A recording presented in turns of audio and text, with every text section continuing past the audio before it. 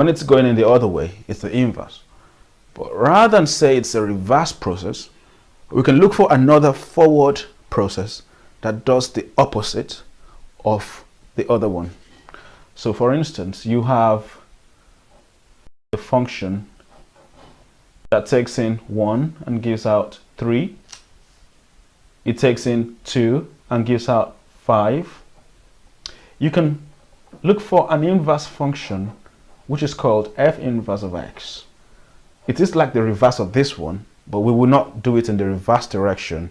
Rather, we'll just say it's the inverse, and it's also going to be like it's in the forward direction, but it takes in 3 and gives 1. It takes in 5 and gives 2. So whatever does this is regarded as the inverse function of this function.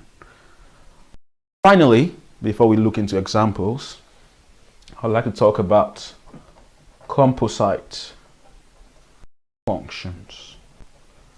But before I even mention that, I'd like you to see the similarity between inverse and its actual function. When you do, oh well, sorry, I was a bit ahead of myself there. Composite function, where you have two functions, or like two processes, what does it mean? It means that you've got f of x as one function, and you've got g of x as another function. Now, if f of x takes in an input, it gives out an output. If that output goes as an input to g of x gives you another output. So what goes into x is f of x. What goes into f of x is x. What comes out is y, which is actually f of x. I mean, this will be a number. This is a process. Now, this goes into that. So what do you expect to come out? G was expecting x as an input, but what you gave it was f of x. So what comes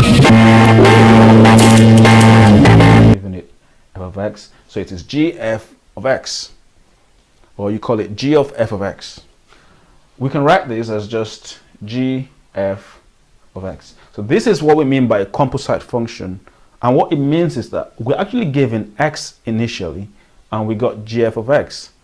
So we can simply say that it is the same thing as one big composite function.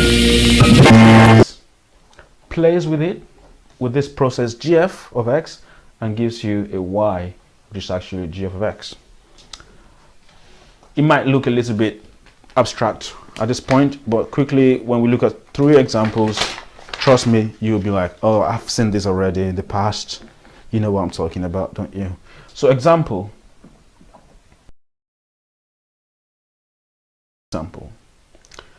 given f of x to be equal to 3x plus 1 divided by 1 minus 2x,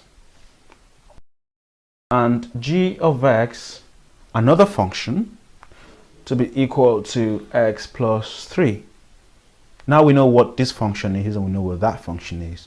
The question is, 1, find the inverse of f of x. Find the inverse of f of x. Second question, find the inverse of g of x. And also the third question is, find, oh, why is my handwriting so terrible?